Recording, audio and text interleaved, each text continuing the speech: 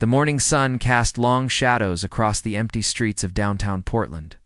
It was early, too early for most people to be awake, but the film crew was already setting up their equipment.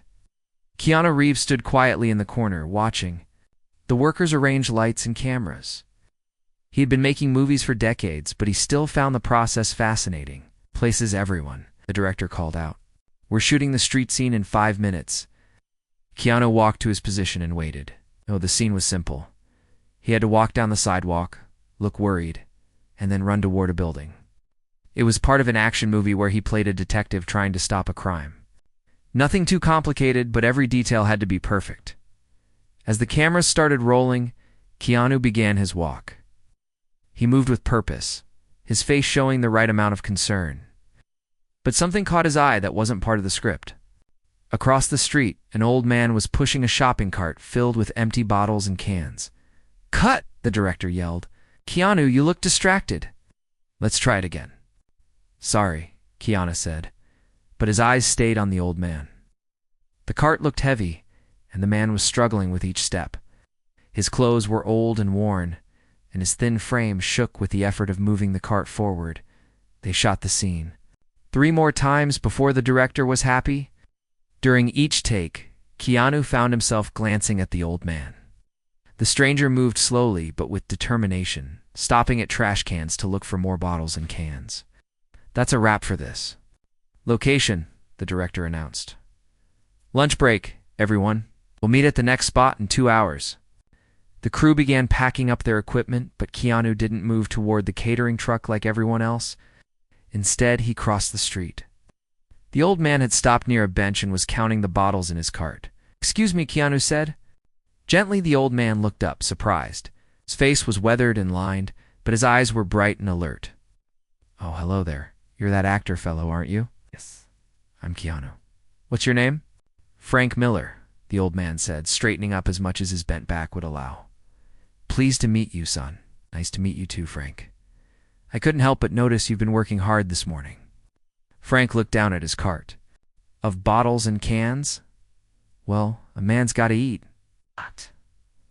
"These bottles don't collect themselves." He tried to smile, but Keanu could see the exhaustion in his eyes. "How long have you been doing this?" Keanu asked. "About 6 months now," Frank said.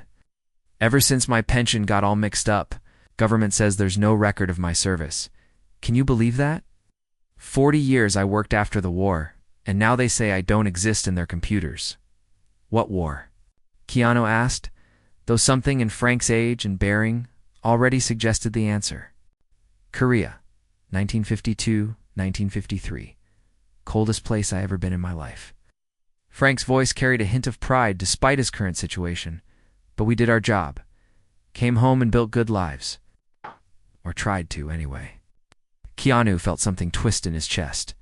Here was a man who had served his country, worked for decades, and now had to dig through trash just to survive. It wasn't right. High above them, invisible to human eyes, a sleek alien ship hung in the sky. Inside the vessel, 3 beings watched the scene below through advanced sensors. They looked like tall, thin humans, but their skin had a slight blue tint and their eyes were larger than normal. "Subject continues standard behavior pattern," said Commander Vex, the leader of the group. His voice was cold and clinical. "The younger human will likely give the elder small amount of currency and continue with his day. This confirms our research on human selfishness." "I'm not sure, Commander," said Kira, the youngest of the 3 aliens. "Our data shows this particular human often acts differently than others." "Nonsense," Vex replied. "All humans follow the same patterns. They help only when it benefits them or makes them feel superior. Watch and learn." Back on the street, Keanu was still talking to Frank. "Do you have family? Anyone who can help?" Frank shook his head.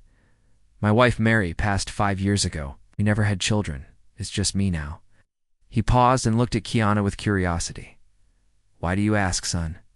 "Most people just walk past me like I'm invisible." "'Cause you're not invisible," Keanu said simply. "You're a person. You've served your country. You deserve better than this." Frank's eyes grew watery. "That's kind of you to say. Kindness doesn't pay for food." Keanu reached into his wallet, and Commander Vex leaned forward in his ship. Here it comes. Small donation to ease his conscience. But Keanu didn't pull out money. Instead, he pulled out his phone. Frank, I'm working on a war movie right now. I need someone who actually knows what combat is like. Someone who can tell. Us, if we're getting the details right. I don't understand, Frank said. I want to hire you as a consultant. You'd come to the set, watch us film, and tell us when we're doing something wrong. The pay is good, and it would really help the movie be more accurate. Frank stared at him. You want to pay me for talking about the war? I want to pay you for your knowledge and experience? There's a difference. In the alien ship, Kira turned to her commander. That's not what we predicted. Commander Vex frowned. It's still charity. He's just disguising it to make the old human feel better about accepting help. But as they continued, watching something else happened. Frank began talking about his experiences in Korea, and Keanu listened with genuine interest. The actor asked detailed questions about military tactics, soldier behavior, and the reality of combat. Frank's posture changed as he spoke. He stood straighter, his voice grew stronger, and his eyes began to shine with purpose. You really think this old soldier still has something useful to offer? Frank asked. I think you have a lot to offer. Keanu replied. Wisdom, experience, stories that need to be told. The world needs to remember what people like you went through. Frank wiped his eyes with the back of his hand. Haven't felt useful in a long time. Well, you're about to feel very useful. Can you start tomorrow? Yes, sir. I'll be there. Keanu wrote down the filming location and time on a piece of paper. And Frank, bring some of those stories. The cast needs to hear them. As Keanu walked back toward his crew, Frank stood by his cart with the paper in his hand. But he wasn't looking at the bottles anymore. He was looking at the future. In the ship above, Kira watched the old human's transformation with growing fascination. Commander, I think we may need to reconsider our assessment of this species. Commander Vex said nothing, but his expression was troubled. This wasn't how humans were supposed to behave. The next morning, Frank Miller stood outside the film studio at exactly 7 o'clock. He had spent 2 hours getting ready, putting on his best clothes and polishing his old military boots until they shone. The security guard looked at him with suspicion until Keanu appeared and waved Frank through the gate. You made it, Keanu said with a genuine smile. Ready for your first day as a movie consultant? Frank nodded, still not quite believing this was real. I've been thinking all night about what you might need to know. Perfect. Let me show you around first. Keanu led Frank through the studio, introducing him to the cast and crew.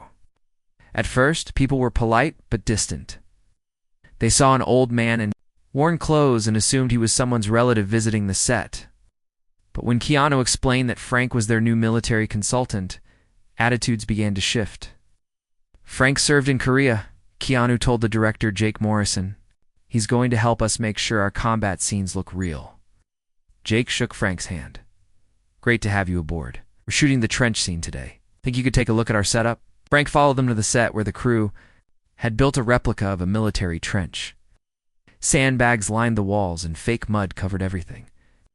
The actors were dressed in combat gear, holding their weapons in what they thought were proper positions. Frank studied the scene for a long moment.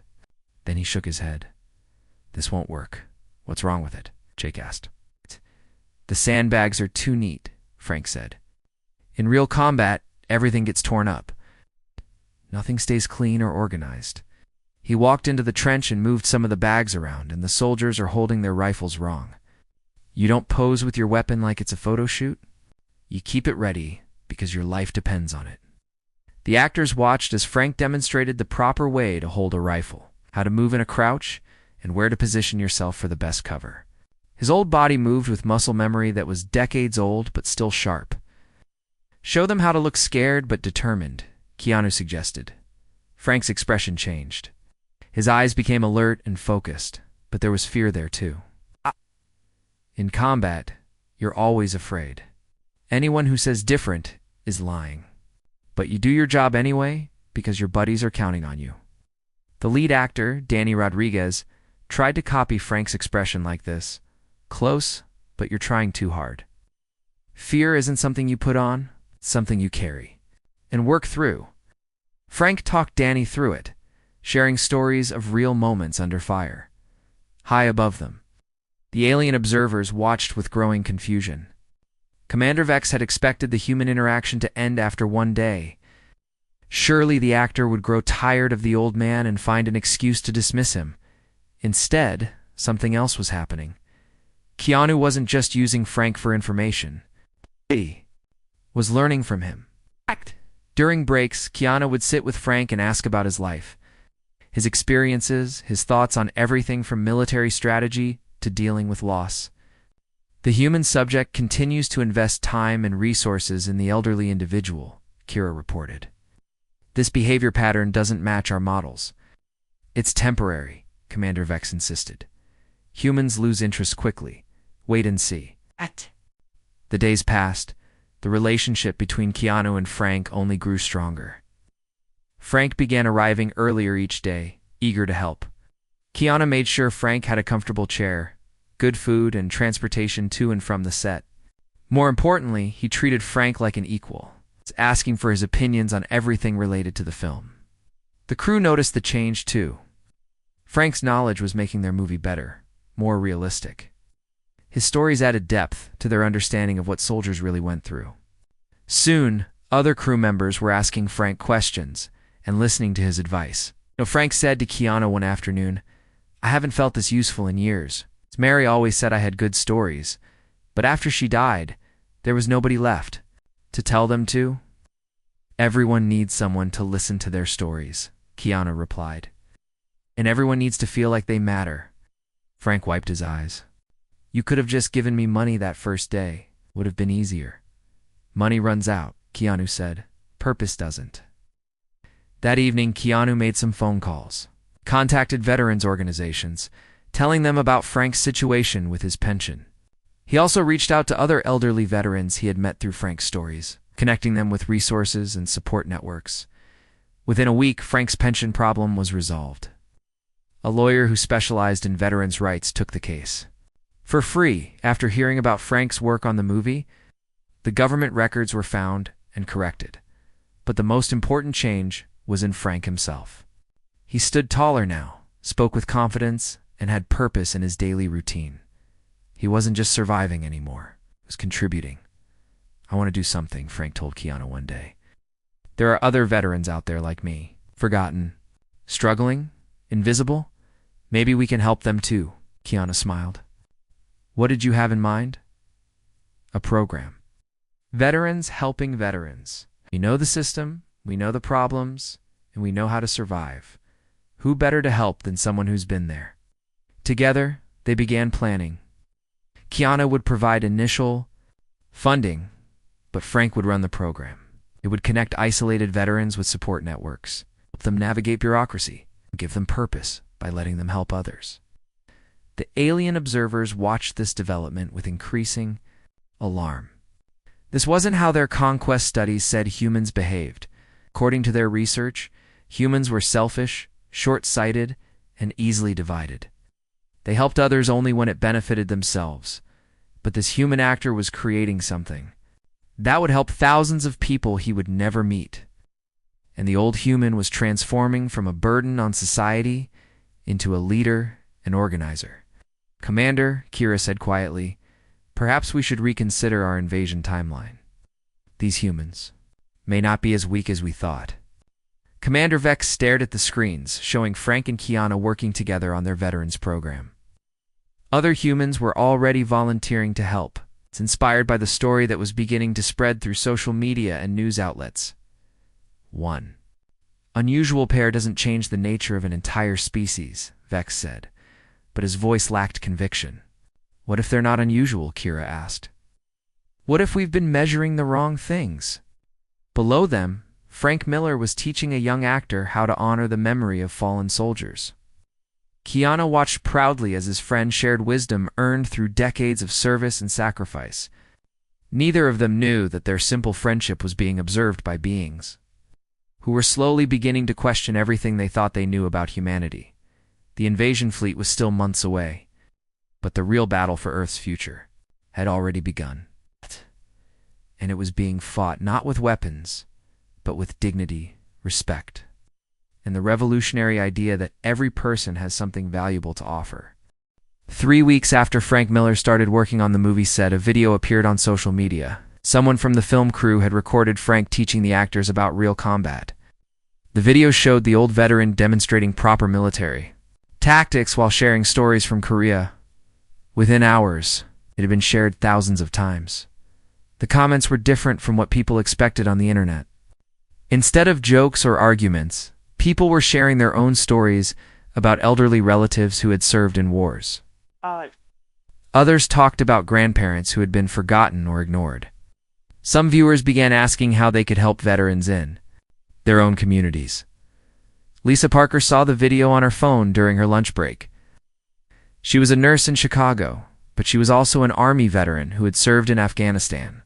The video made her think about her neighbor, an old man named Bill who lived alone and rarely left his apartment. That evening, Lisa knocked on Bill's door. When he answered, she introduced herself properly for the first time, even though they had lived next to each other for 2 years. "I saw this video today," she told him, showing him the clip of Frank on her phone. "It made me realize I don't know anything about my neighbors." Bill watched the video with interest. "Korean War, huh? I was in Vietnam myself. Different war, same kind of cold and fear." They talked for an hour that first night. Lisa learned that Bill had been a medic in Vietnam and still had nightmares about the soldiers he couldn't save. He learned that Lisa struggled with her own memories from Afghanistan and sometimes felt disconnected from civilian life. "You know what?" Lisa said as she prepared to leave. "There's a veterans meeting at the community center next week. I want to go together?" Bill hadn't been to a veterans meeting in 15 years, but something about Lisa's invitation felt different. It wasn't pity or duty. It was one soldier reaching out to another. Meanwhile, in Portland, Tony Garcia was watching the same video on his tablet. Tony owned a small construction company and was always looking for reliable workers. The video made him think about all the older people he saw struggling to find jobs. Most employers wanted young workers, but Tony remembered his grandfather, telling him that experience was worth more than energy. The next day, Tony posted a job listing with unusual requirements. He was looking for workers over 50 years old, especially veterans. The pay was good, and the work was steady. Within a week, he had hired 6 older workers, including 2 veterans who had been unemployed for months. "Why are you doing this?" asked Pete, one of the new hires. He was 62 and had given up hope of finding decent work. "Because my grandfather always said that throwing away experience is like throwing away money," Tony replied.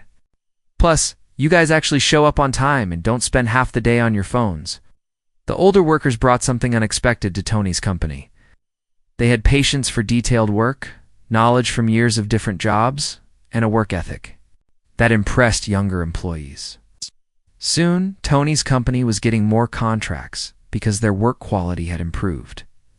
Back in Portland, Frank's Veterans Program was growing faster than anyone expected. What started as an idea between Frank and Keanu had become something bigger. Veterans from all over the city were volunteering to help other veterans navigate the system, find housing, and connect with support services. The program worked because it was run by people who understood the problems.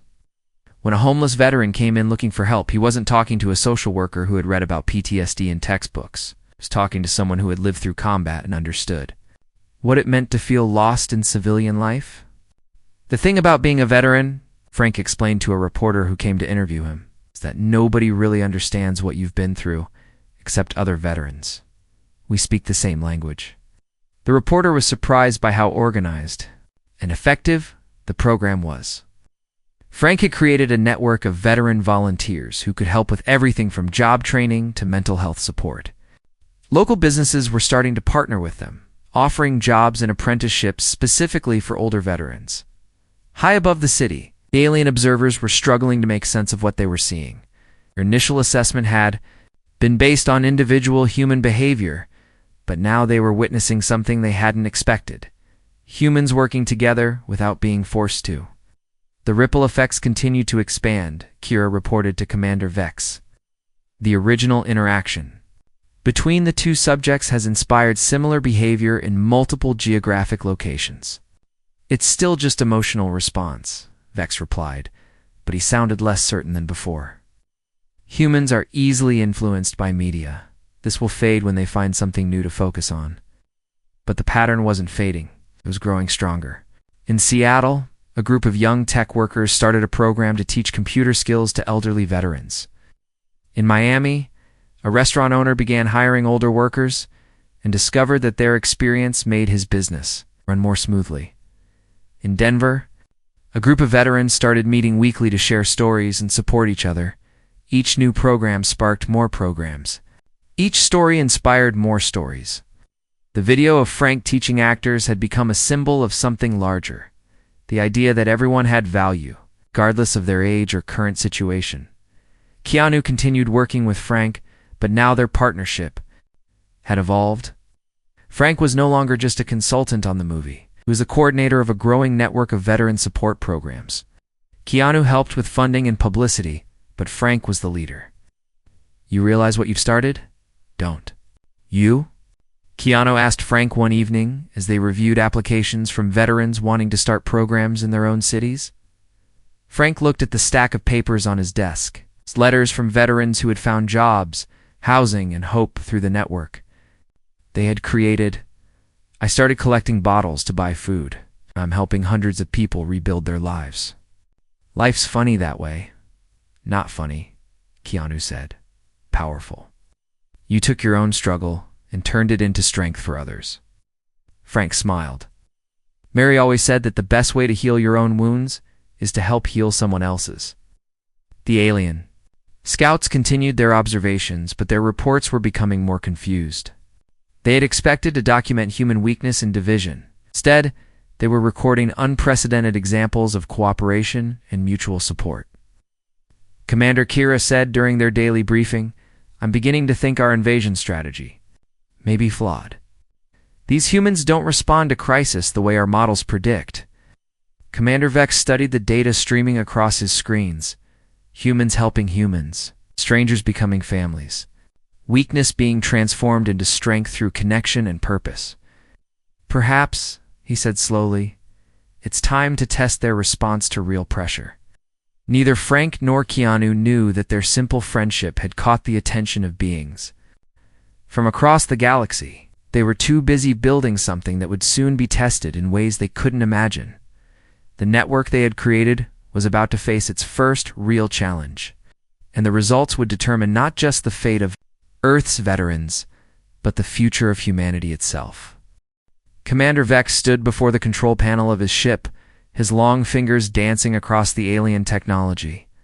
Begin the test, he ordered his crew. Target the major population centers where this unusual behavior has been strongest. Are you certain about this, Commander? Kira asked. The test could cause significant harm to the humans. That's the point, Vex replied coldly. We need to see how they really behave when resources become scarce and survival is threatened. Their recent cooperation is just surface emotion. Under pressure, they'll show their true nature. The alien ship's weapons weren't designed to kill, but to disrupt. Advanced energy pulses struck power grids across the country, causing massive blackouts. Communication networks failed as satellites were scrambled by invisible alien technology. Supply trucks broke down when their engines were hit by targeted electromagnetic pulses. Within hours, major cities from Portland to Miami were plunged into darkness and chaos. Frank Miller was at the Veterans Center in Portland when the lights went out. The building fell silent, except for the confused voices of the 50 veterans who had been attending their weekly meeting. Everyone stay calm, Frank called out in his military voice. This is just a power outage. We'll figure it out. The hours passed. It became clear this wasn't a normal blackout. Phone networks were dead, radio stations were silent, and emergency services weren't responding. Food deliveries had stopped, and stores were running out of supplies. On the second day, Frank gathered the veterans in the center's main room. Sunlight streamed through the windows, providing the only light they had. All right, people, Frank said, standing in front of the group like the sergeant he had once been. We've got a situation here. The city's in chaos, but we're not going to organize and help our community get through this. Tony Garcia raised his hand. What can we do? We're mostly old guys with bad knees. Frank smiled grimly. We're old guys with bad knees who know how to survive. Pete, you were a supply sergeant, right? Want you to coordinate food distribution? Lisa, your medical? Set up a first aid station? Tony, your construction crew can help with safety and repairs. The veterans began organizing themselves with military efficiency. They had lived through wars, economic hardships, and personal disasters. A power outage wasn't going to break them. Across the city, Keanu was dealing with his own problems. The movie production had shut down when the power failed, and most of the crew had gone home to check on their families. Instead, he went to the Veterans Center to find Frank. He arrived to find the building bustling with activity despite having no electricity. Veterans were coming and going, carrying supplies and coordinating with neighborhood groups. Frank stood in the center of it all, directing operations like a general, commanding troops. How can I help? Keanu asked. We need supplies, Frank said. Without missing a beat, food, water, medical equipment, flashlights, batteries. Can you get them? Consider it done? Keanu used his connections and resources to buy supplies from stores that were still operating outside the affected areas. He rented trucks and hired drivers to bring everything to the Veterans Center. But more importantly, he worked alongside the veterans, helping distribute supplies to families throughout the neighborhood, high above the city. The alien observers watched with growing surprise. They had expected panic, looting, and social breakdown. Instead, they were seeing something completely different, Report Commander Vex demanded. Kira consulted her instruments.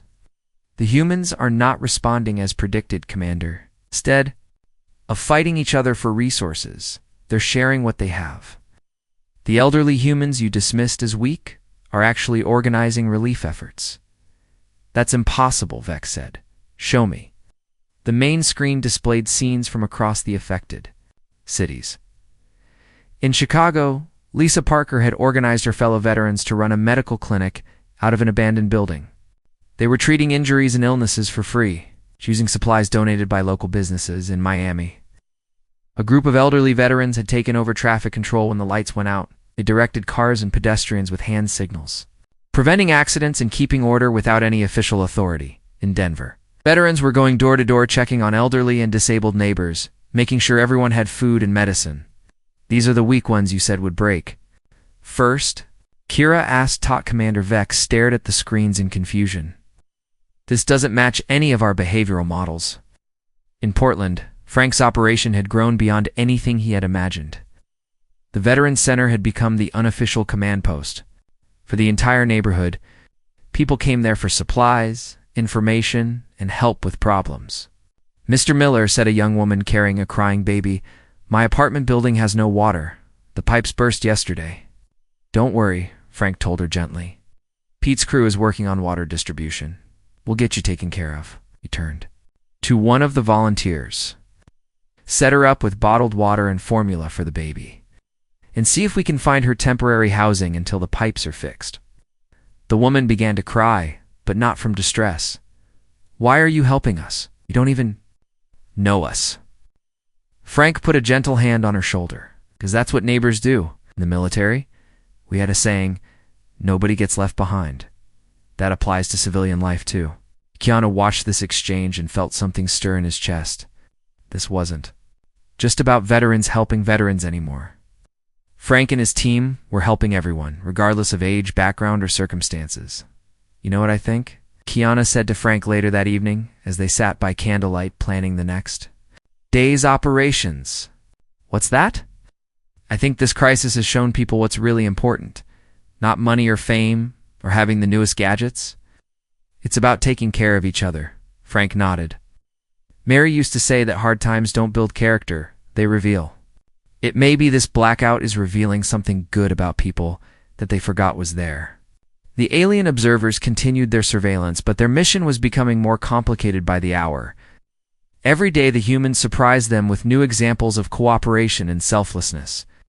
Commander Kira said during their evening briefing, perhaps we should end the test. The humans have proven they can work together under pressure. No, Vex replied, though his voice lacked its earlier confidence. This is still just temporary emotion. When the situation gets truly desperate, they'll reveal their selfish nature. But as the test continued into its second week, something unexpected happened. The crisis that was supposed to divide humanity was actually bringing them closer together. Communities that had been strangers were becoming families. People who had felt useless were discovering they had valuable skills to offer. And at the center of it all was an old veteran and a movie star who had become friends over a shopping cart full of bottles, proving that sometimes the smallest acts of kindness can change the world. Kira could no longer sleep during the ship's rest cycles. For 2 weeks, she had watched the humans respond to the artificial crisis with behavior that challenged everything her people believed about weaker species. The report she was supposed to file sat unfinished on her workstation. The required conclusions about human weakness impossible to write. Instead, she had been secretly creating her own files. Videos of Frank Miller organizing relief efforts. Images of Keanu Reeves working alongside elderly veterans to distribute food. Data showing how human communities had grown stronger, not weaker, under pressure. Commander Vex found her in the observation bay at what humans called 3 in the morning.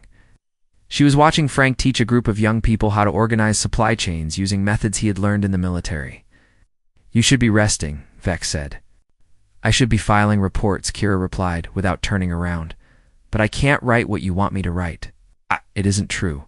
"What isn't true?" "That humans are weak, that they're selfish. They would make easy targets for conquest." She finally turned to face her commander. "Look at them, Vex. Really look at them." On the screen below, Frank was helping an elderly woman who had fallen and hurt her ankle. But he wasn't just treating her injury. He was talking to her, making her laugh, treating her like she mattered. Around them, dozens of other humans were doing similar things, helping, caring, supporting each other, without expecting anything in return. "This is just temporary behavior," Vex insisted, but his voice lacked conviction. "When their resources run completely out, they'll turn on each other." "When will that be?" Kira asked. "Because they keep finding new resources. They share what they have, they create solutions from nothing, and they take care of their weakest members instead of abandoning them." Vex stared at the screen where Keanu was now helping Frank set up a makeshift school for children whose regular schools had closed during the crisis.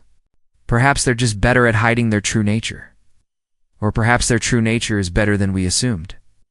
That evening, Kira made a decision that would change everything.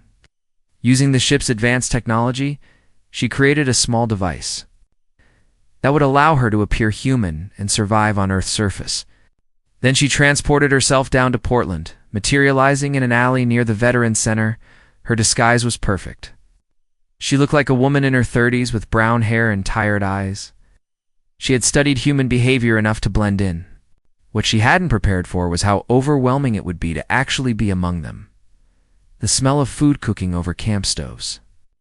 The sound of children laughing despite the crisis. The sight of people who had every reason to be afraid, instead choosing to help each other. She approached the Veterans Center with nervous steps. Through the windows, she could see Frank addressing a crowd of volunteers. His voice carried through the open doors. "Tomorrow marks 3 weeks since this crisis started," Frank was saying. 3 weeks that could have broken us. Instead, they've shown us what we're capable of when we work together. Dora entered the building and found herself swept up in the organized chaos of the relief effort. Clipboard and asked if she could help with supply distribution. Before she knew it, she was working alongside humans, experiencing their culture from the inside. "You new to the neighborhood?" asked a woman named Carol who was sorting donated clothes. "Yes," Kira replied carefully. "I'm just trying to help." "Aren't we all?" That's the beautiful thing about what Frank and Keanu started here. Brings out the best in people. As the day progressed, Kira found herself paired with Frank himself to deliver supplies to elderly residents who couldn't make it to the center. She expected to observe him like a scientific specimen. Instead, she found herself genuinely moved by his interactions with the people they helped. At one apartment, they visited a man named Walter, who lived alone and had been too proud to ask for help. Frank didn't just give him food and medicine. He sat with Walter for 20 minutes, listening to stories about the man's late wife and his concerns about being a burden to others. "You're not a burden," Frank told him gently. You're a neighbor. And neighbors take care of each other. After they left Walter's apartment, Kira couldn't help but ask, why do you do this? What do you gain from helping someone like him? Frank looked at her with surprise. What do I gain? I gain the knowledge that a good man isn't sitting alone wondering if anyone cares about him. I gain the satisfaction of using my remaining years for something meaningful. And honestly, Walter's stories about his wife remind me of my Mary. Talking with him helps me too. So you help him because it helps you? Help him because he's a human being who deserves dignity and care? The fact that it also makes me feel good is just a bonus. Kira struggled to understand this concept. In her species culture, all actions were calculated for maximum benefit to oneself or one's immediate family. The idea of genuine altruism was foreign. That evening, she found herself sitting with Keanu and Frank as they planned the next day's activities. The movie star was checking his phone, which had finally gotten signal back in some areas. The power is starting to come back online in other cities, Keanu reported. Looks like the crisis is ending. Good, Frank said. But I hope we don't lose what we've built here. What do you mean? Kira asked. Frank gestured around the room where volunteers were still working by lamplight. This community, it's a spirit of helping each other. When things go back to normal, people might forget how good it felt to be part of something bigger than themselves. I don't think they'll forget, Keanu said. What we've done here, it's changed people. They've seen what's possible when we work together. As if to prove his point, Lisa Parker arrived from Chicago with a busload of volunteers. We heard about what you're doing here, she told Frank. We want to learn from your model and take it back to our communities. Similar groups arrived from other cities throughout the evening. Veterans, community organizers, and ordinary citizens who had seen news, reports about the Portland operation, and wanted to replicate it in their own areas. Kira watched as Frank shared his organizational methods, his leadership techniques, and his philosophy of service with these newcomers. He gave away everything he had learned, holding nothing back. Aren't you worried they'll take credit for your ideas? She asked him. Frank laughed. Credit. The only credit I want is knowing that more veterans and elderly people will get the help they need. If someone else can do this better than me, more power to them. Late that night, Kira returned to the ship with her mind reeling. She had spent one day among humans and seen more genuine compassion than she had witnessed in decades among her own people. Well, Commander Vex asked, did close observation confirm their weakness? Kira looked at her commander with new eyes. No, she said quietly. It confirmed their strength. And our blindness? What do you mean? We've been measuring the wrong things, Vex. We've been looking for individual power, technological advancement, military might. But the human's real strength is something we don't even have a word for, which is the ability to see value in every member of their species, to turn strangers into family, to transform their own pain into compassion for others. She paused. I think we need to call off the invasion. Commander Vex stared at her in shock. Call off the invasion. Based on one day of observation? It's based on recognizing that destroying this species wouldn't make us stronger. It would make us weaker by eliminating something precious from the universe. The invasion fleet was still 3 days away. But the real battle for Earth's future was happening in the heart of one young alien who had learned the most human lesson of all, that true strength comes not from conquering others, but from lifting them up. The invasion fleet arrived on a Tuesday morning, appearing in Earth's sky like dark thunderclouds. 200 alien ships hung motionless above major cities around the world, their advanced technology making them visible to every human on the planet in Portland. Frank Miller was leading the morning briefing at the Veterans Center when someone burst through the doors. Frank, Keanu, you need to see this, Carol shouted, pointing toward the windows. Everyone rushed outside and looked up. Above their city, 5 massive ships floated silently in the sky. They were unlike anything humanity had ever seen, sleek, dark, and obviously not of this world. Well, Frank said after a long moment of stunned silence, I guess we're not alone in the universe. Panic was spreading through the streets. People were running, cars were speeding away from the city, and sirens wailed in the distance. But the Veterans Center, Frank's calm voice cut through the chaos. Everyone inside, he ordered. We'll face this the same way we've faced everything else. Together. High above them, Commander Vex stood on the bridge of his flagship, watching the human response to their arrival. Most of the planet was reacting exactly as expected, with fear, confusion, and preparation for war. Military forces were mobilizing. Governments were holding emergency meetings. Millions of people were fleeing the cities. But his instruments were also detecting something else. In some locations, humans were gathering together rather than scattering. They were organizing, sharing resources, and taking care of their vulnerable members, even in the face of an unknown threat. Commander, his communications officer reported, "We're receiving a transmission from the planet's surface. From a collection of what appear to be civilian groups, they're requesting peaceful contact." Vex frowned. This wasn't in any of their invasion protocols. Put it through. The main screen showed Frank Miller standing in front of the Veterans Center. Behind him, dozens of people had gathered: veterans, families, elderly residents, and volunteers. They didn't look like a military force. They looked like a community. "My name is Frank Miller," the old human said, looking directly into the camera. "I'm a veteran of the Korean War and a representative of the human communities that have been working together during our recent crisis. We know you're technologically superior to us. We know you could destroy us if you wanted to. But before you make any decisions about our species, we'd like to invite you to observe what we've built down here." Vex stared at the screen. No conquered species had ever invited their conquerors to observe them before battle.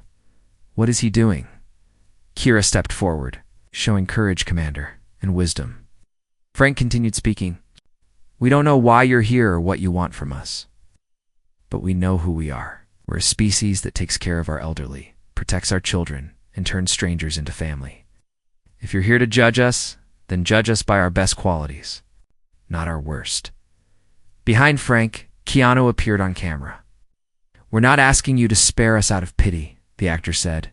"We're asking you to consider whether destroying what we've built would make the universe a better place or a worse one." Commander Vex felt something he had never experienced before: uncertainty about a military decision. For centuries, his people had conquered other species with confidence in their superiority. But these humans were challenging that confidence in ways he didn't understand. "Sir," his tactical officer reported, "the other fleet commanders are requesting invasion orders." Vex hesitated. According to all their protocols, the invasion should have begun the moment they achieved orbit. But something about Frank's transmission had shaken him. "Delay the invasion," he ordered. "I'm going down to the surface." "Commander, that's against regulations."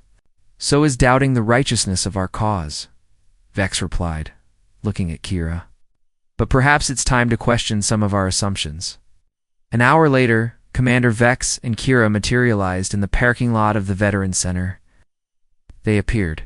In their true forms, tall, blue-skinned beings with large eyes and an obviously alien appearance. Humans who saw them didn't run. Instead, they formed a protective circle around Frank and Keanu, ready to defend their leaders. Frank stepped forward, with no sign of fear. "Welcome to Earth," he said simply. "I'm Frank Miller." Vex studied the old human. Despite his aged body and humble appearance, Frank carried himself with a dignity that impressed the alien commander. "I am Commander Vex, of the Zephyrian Empire. We have come to evaluate your species for potential conquest." "Well," Frank said, "you're welcome to look around, but I think you'll find we're not quite what you expected." Over the next several hours, Vex and Kira toured the Veterans Center and the surrounding neighborhood. They saw the community kitchens, feeding anyone who was hungry. They observed young people learning job skills from elderly mentors. They watched children playing while adults worked together on construction projects. Most importantly, they met the people Frank and Keanu had brought together. Walter, the lonely widower who now taught woodworking to teenagers. Lisa Parker, who had started similar programs in Chicago. Tony Garcia, whose construction company had become a model for age-inclusive employment. "This is what you've built in just a few weeks." Vex asked Frank as they sat in the community garden behind the center. "This is what we've always been capable of," Frank replied. "We just needed a reason to remember it." Keanu joined them, carrying cups of coffee for everyone, including the aliens. The crisis you created didn't break us, he told Vex. It reminded us of our strength. Which is? Vex asked. Each other, Frank said simply. Our strength isn't in our weapons or our technology. It's in our ability to see the value in every person and to build communities that take care of everyone. Vex looked around at the humans working together in the garden. Children and adults, young and old, all contributing according to their abilities. In our culture, the weak are discarded to make the strong stronger. In our culture? Frank replied. We believe that a society is measured by how it treats its most vulnerable members. Making everyone stronger makes all of us stronger. As the day ended, Vex found himself facing a choice no Zephyrian commander had ever confronted. His species had always conquered others to gain their resources and technology. But these humans possessed something his people lacked entirely, the ability to create strength through compassion. If we conquer you, he said to Frank, we'll destroy what makes you unique. And if you don't, Frank asked, then perhaps we can learn from each other instead. Vex activated his communicator and addressed the invasion fleet. All ships, this is Commander Vex. Cancel invasion protocols. We're establishing peaceful contact. Sir, are you certain? Came the reply. Vex looked at Frank, who was already planning how to help other communities prepare for contact with the aliens. The old veteran was treating this first meeting between species not as a threat, but as an opportunity to build something new. I'm certain, Vex said. These humans have something to teach us about what it means to be truly strong. Years later, Frank Miller would be remembered as the human who helped forge the first alliance between Earth and an alien species. But he always insisted that the real heroes were the thousands of ordinary people who had chosen to help each other during humanity's darkest hour. The shopping cart full of bottles that had started it all sat in a place of honor in the veterans. Center a reminder that the smallest acts of kindness could change not just a community, but an entire galaxy.